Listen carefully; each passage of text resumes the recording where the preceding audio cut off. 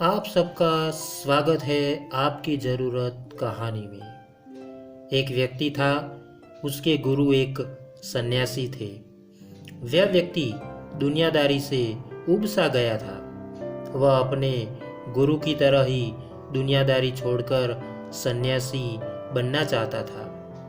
उसने अपने परिवार को यह बात बताई तो सभी ने मना कर दिया, यह कहते हुए कि हम सब आपसे बहुत प्यार करते हैं। फिर उसने अपने गुरु को यह बात बताई, परंतु साथ ही कहा कि उनका घर परिवार, बच्चे और पत्नी उसे संन्यास लेने नहीं दे रहे हैं, क्योंकि वह मुझसे बेहद प्यार करते हैं।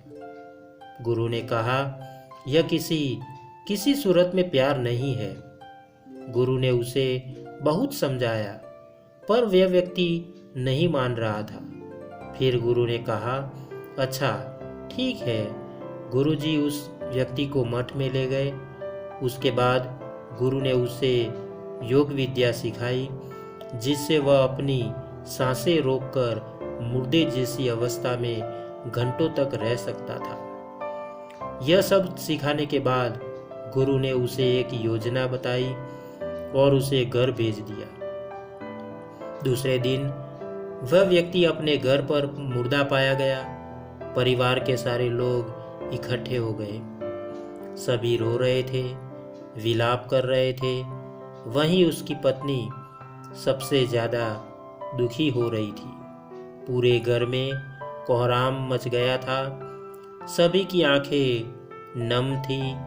वह व्यक्ति मुर्दा अवस्था में था, मगर योग अभ्यास से आसपास के माहौल को महसूस कर सकता था और सुन सकता था। उसे बड़ा सुकून मिला कि उसका परिवार उसे कितना प्यार करता है।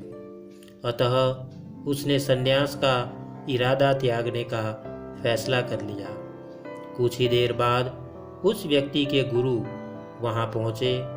गुरु ने सभी को शांत किया और अपने शिष्य के पड़े शव को देखा।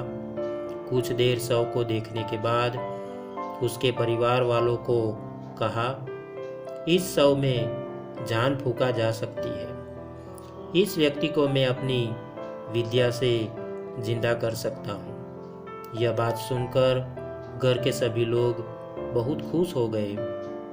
सभी को एक उम्मीद की किरण नजर आ रही थी। फिर सभी ने उन सन्यासी से कहा, तो आप यह काम जल्द से जल्द कीजिए। इस पर उस सन्यासी ने कहा, एक समस्या है। इस कार्य के लिए परिवार के किसी अन्य सदस्य को अपने प्राण त्यागने होंगे।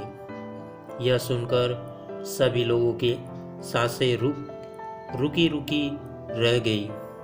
सभी ने एक दूसरे को देखा। सन्यासी ने परिवार के सभी सदस्यों से एक एक कर पूछा, पर किसी ने भी हाँ नहीं कहा। सभी ने अपनी जान की जरूरत बताई और अपनी जिम्मेदारी भी। सन्यासी ने फिर उस व्यक्ति के पत्नी से कहा, अगर यह नहीं रहे तो तुम कैसे जियोगी? उसकी पत्नी ने तुरंत जवाब दिया कि मैं इनके बगैर भी जी लूंगी। गुरुजी ने उस व्यक्ति के बच्चों से भी यही सवाल किया।